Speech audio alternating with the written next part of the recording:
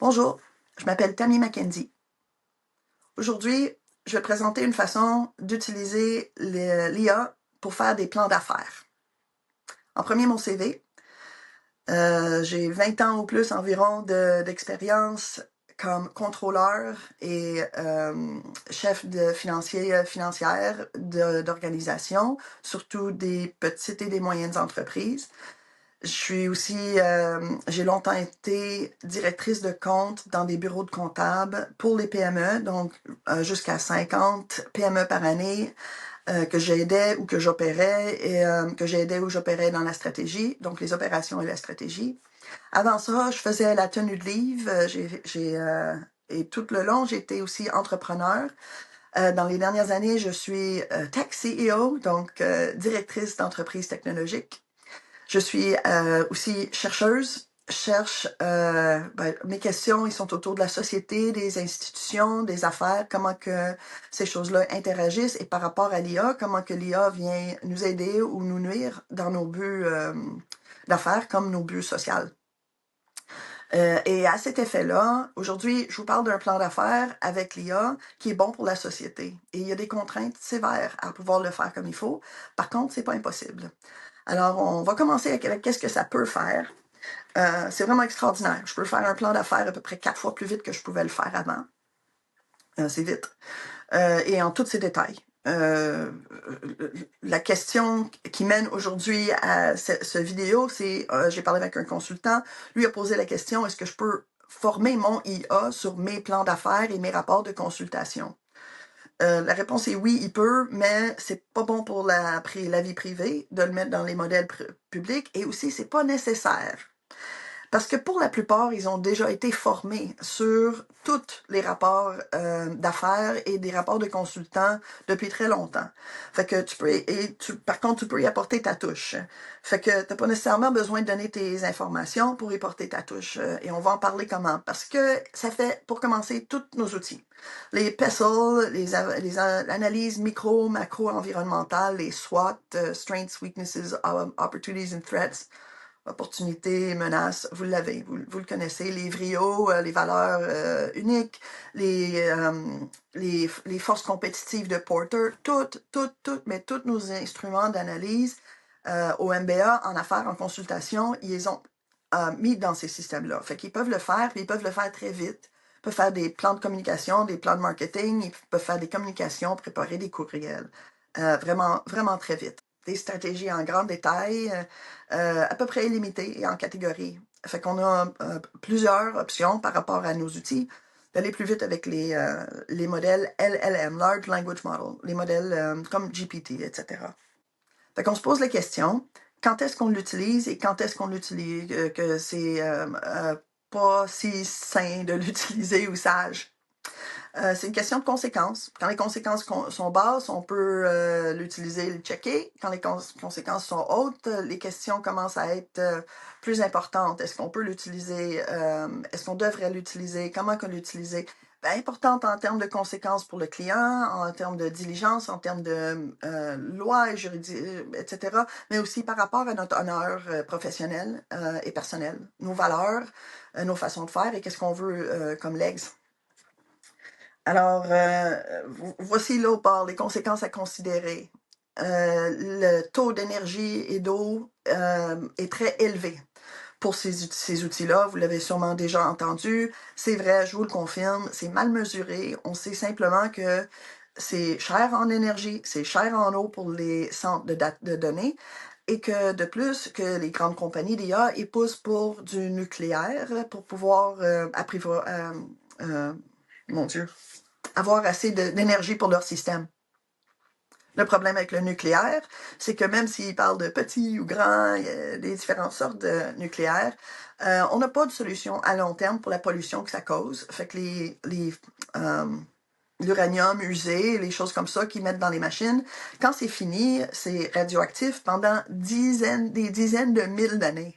Ça a besoin d'être mis dans des storages sécures pour pas que personne l'ouvre, parce que si ça brise ou si c'est ouvert, ça empoisonne l'environnement et ça peut l'empoisonner pour... En fait, la radiation d'une place peut étendre autour du monde. Alors, on est dans une situation où ce qu'on peut se demander comment on peut protéger les gens dans 10 000 ans de ne pas ouvrir un tombeau sur lequel on a écrit « Ouvrez-le pas, c'est dangereux ». Puisque nous-mêmes, aujourd'hui, on les ouvre quand on les trouve ainsi.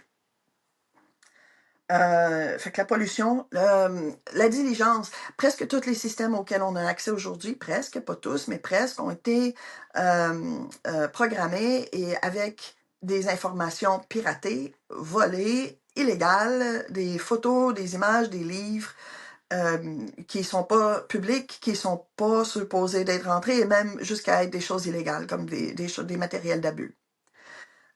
Alors, il y a de la litige et la réglementation qui s'en vient partout. En termes de diligence, on n'a pas de boule de cristal pour pouvoir savoir où et comment ça s'en vient, mais on peut affirmer que les modèles, ils sont absolument, oui, formés sur ces affaires-là. Piratés, volés et illégales. Les emplois, mon Dieu. Les pratiques d'emploi pour les travailleurs en données sont affreux. Ils sont comparables aux conditions de travail des gens en état d'esclavage dans le 18e siècle. Une grosse différence étant que les esclaveurs, ils nourrissaient et abrillaient leurs travailleurs, tandis qu'aujourd'hui, ils ont vraiment pas assez pour faire ni l'un ni l'autre. Ils sont pas payés assez pour le faire. Les conditions de travail sont terribles en termes de stabilité, mais aussi en violence psychologique, parce qu'ils ont des travaux vraiment dégueulasses à faire pour faire le ménage des données piratées, volées, illégales et dangereuses. De plus, bon, en fait, le seul rayon là-dessus, c'est que on n'est plus dans le 18e siècle, alors on peut s'organiser pour mieux faire. Alors, une autre chose, c'est que, bon, pour répondre à la question d'origine, les systèmes, pour l'instant, ils sont programmés sur le corpus d'affaires depuis environ 1950 qui a été publié. Mais le corpus d'affaires qui a été publié depuis 1950, il prend presque uniquement, en anglais, prend presque uniquement le néolibéralisme, le capitalisme extractif, et puis la diminution des protections sociales qu'on apprécie dans la société. En France comme au Québec et dans la francophonie, mais aussi au Canada, et tous les Américains que je connais aussi apprécient ces choses-là, la stabilité sociale.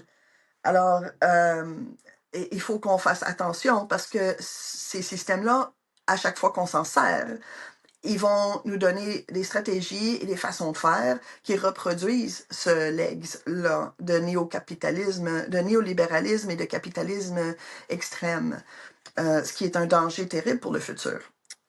Et aussi un principe d'économique faux. C'est une idée où est-ce qu'on veut donner des retours à court terme maximal ou est-ce qu'on veut donner des retours optimal sur le temps. Et la réponse, c'est vraiment optimal sur le temps. Maximal sur le court temps, ça bénéficie jamais la société et jamais même les gens qui travaillent dans une entreprise et ni particulièrement la plupart des investisseurs. Ça nous donne l'instabilité. Et c'est bien connu et compris qu'un des gros facteurs, c'est l'externalisation des coûts. Quand on monte un projet, on s'entend du côté comptable, on n'a presque pas le choix. Si on n'a pas un montant, on peut pas comptabiliser. Mais c'est un peu une fausse excuse, parce qu'on n'a pas les montants, mais on peut bien voir les effets. Fait qu'on peut externaliser et dire « Ah ben, c'est pas notre problème », mais on commence à voir les effets. Et attention, il faut être humble quand on fait notre travail, parce qu'on n'a pas de boule de cristal. Fait qu'on peut pas dire c'est quoi l'effet secondaire, et c'est quelque chose à prendre en compte. Par contre, il y a de quoi faire.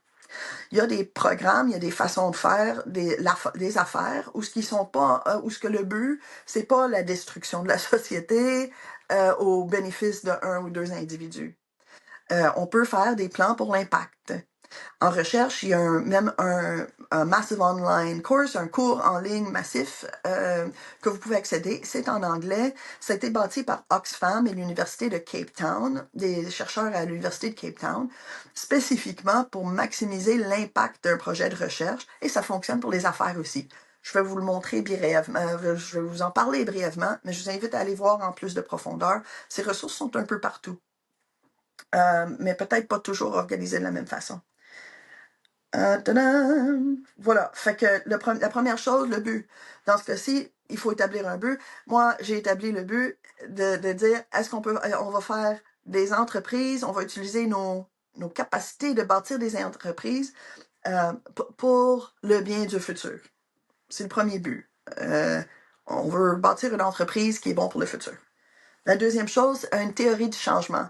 Dans notre cas, on a une théorie du changement qui dit qu'on peut utiliser nos capacités en gestion pour faire des projets qui ne sont pas destructifs au futur et qui sont bien adaptés au contexte des gens que ça va affecter. Fait qu'on peut utiliser nos capacités pour être bon pour le futur, bon pour les gens. Voilà. Et c'est fait en étant en réseau avec eux.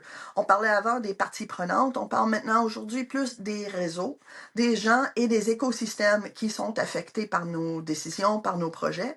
Et il faut les impliquer dès le début dans les buts du projet. On veut que ça soit fait sur mesure, mais c'est quoi la mesure qu'on veut? C'est quoi la réalité qu'on veut mettre en place avec nos capacités de bâtir un bon projet et rassembler les gens autour d'une création? Alors, il faut établir ce but-là avec les gens qu'on appelait avant parties prenantes, mais sont plus largement le réseau, les prendre en compte. Et la prochaine chose, c'est de bâtir capacité. Dans le projet, c'est inévitable, si on veut que ça ait un impact, il faut qu'on donne la capacité aux gens dans le réseau, qu'ils soient traditionnellement internes ou externes, mais toute la gang, de faire fonctionner le projet. Alors, c'est une question de communication, de bâtir capacité ensemble. Ça peut être des ateliers, ça peut être des conversations, ça prend toutes sortes de formes, mais on fonctionne en tête qu'il faut qu'on se connecte ensemble autour du projet, et ça passe par la capacité. La dernière partie, c'est de gérer l'impact, de voir est-ce que l'impact qu'on a souhaité dès le début, est-ce qu'on l'atteint. Je scroll un peu. Ouais, il faut être clair que si vous m'écoutez encore rendu là, on est peut-être sur la même page, mais j'ai vraiment fait deux présomptions par rapport à cette vidéo-là, par rapport aux affaires que peut-être vous partagez pas. Mais si vous les partagez, le système, il fonctionne pour vous. Alors, la première, c'est que la capacité de notre communauté et de nos affaires sont améliorées si on fait pas de pollution et pas d'oppression. Que, en fait, la pollution et l'oppression diminuent nos capacités d'avoir des succès sur toutes les échelles. Alors, c'est une première présomption de moi que j'ai. Et la deuxième, que tu veux bien faire avec ton temps sur Terre et avec tes capacités. Je prends ça pour acquis, surtout si tu t'es rendu ici dans la vidéo. Fait que, voilà, c'est un plan d'affaires pour le 21e siècle qui n'est pas destructeur pour la société. Maintenant, on se repose la question, comment qu'on utilise l'IA en affaires, comment qu'on l'utilise dans nos pratiques. Voilà. Fait que la première chose, c'est qu'il va falloir que vous vous assurez, outil par outil, que l'outil lui-même a été bien bâti, puis qu'il n'a pas été bâti sur l'oppression ou la pollution. Dur à trouver pour l'instant, mais il y a quand même beaucoup de gens qui travaillent là-dessus. Fait que ça commence à être de plus en plus trouvable spécifiquement dans certains secteurs. Fait que ça vaut la peine de l'examiner et en continu, mais de poser les bonnes questions. Comment que ça a été formé? Comment que travaillent les gens? Où travaillent les gens? Ils sont sous quelles conditions? Où est l'énergie? C'est quoi le coût énergétique? La grosse majorité nous cache ces coûts-là. Et ils se battent très fort à plusieurs paliers du gouvernement pour pas avoir besoin de le divulguer. Voilà, je vous reviens à litiges et réglementations qui s'en viennent. Aussi, oh mon Dieu, oui, il faut vraiment qu'on se souvienne d'être humble. Ni les humains, ni les machines, encore moins les machines, peuvent prévoir des effets d'ordre de seconde et tierces.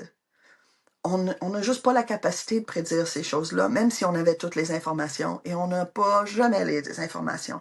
Alors, cette humilité qu'on emmène à la tâche est nécessaire. Parce que même si on ne peut pas voir la boule de cristal, comme je vous disais, on peut voir les effets déjà sur Terre. On peut voir les standards de vie qui descendent, les opportunités qui sont coupées trop court. Alors, ces choses-là sont pas des externalités. Elles nous affectent encore et déjà aujourd'hui. Voilà. Alors, je vous invite à considérer que c'est comme ça qu'on peut penser à l'IA dans la planification des plans, dans les plans d'affaires, dans les analyses de stratégie d'affaires et d'opération. Je peux vous souligner aussi qu'il y a plusieurs exemples de gens qui opèrent très bien en affaires sans vouloir détruire le monde. C'est pour la plupart les PME. C'est 70 ou 75% de nos emplois sont en PME ici au Québec. Et en plus, c'est 90 ou plus % de notre GDP. Et les petites entreprises, vous le savez peut-être, mais dans les PME, on est beaucoup plus proche avec les gens. L'entrepreneur fait partie de l'équipe.